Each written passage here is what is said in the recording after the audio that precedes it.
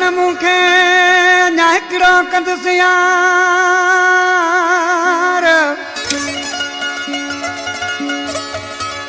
ओ दोस्तो रोकियो न मूंखे अञा हिकिड़ो कंदुसि वो यार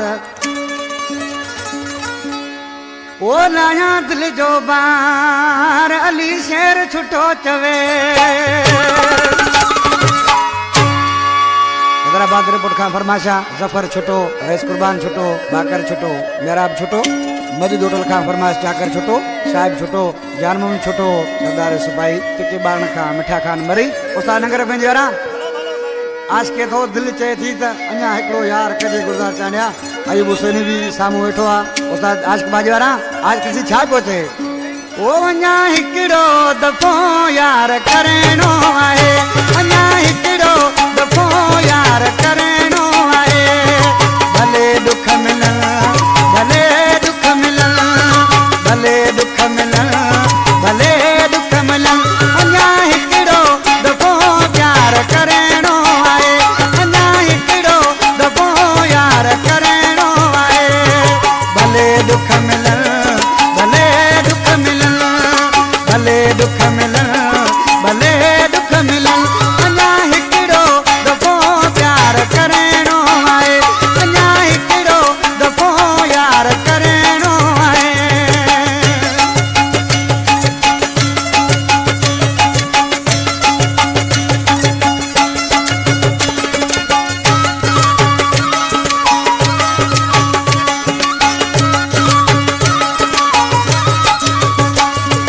ख़बर पवे हुनखे मुंहिंजे नई यार जी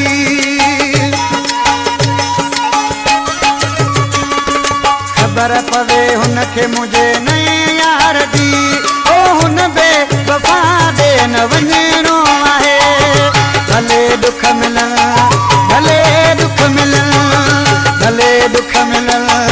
भले दुख मिलन अञा हिकिड़ो दफ़ो यार करणो आहे अञा हिकिड़ो दफ़ो प्यार करणो आहे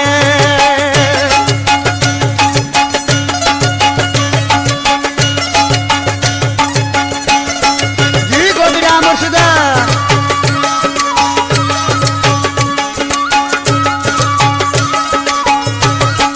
हुन बेवफ़ा लाइ मूं रोअण वा छॾियो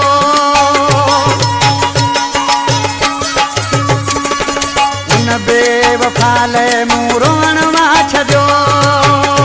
ओ हुन खां बिगिर मूंखे जीअणो आहे भले दुख मिलन भले दुख मिलन भले दुख मिलन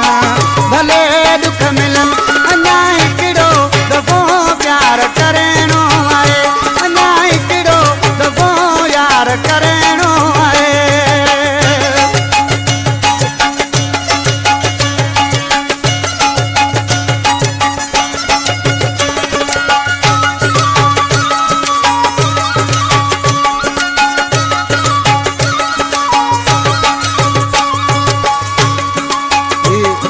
मीर हसन छुटो मुंहिंजो भाउ ॾिसी छा थो चए नाले वारे मिसरा में छुटे मीर हसन जो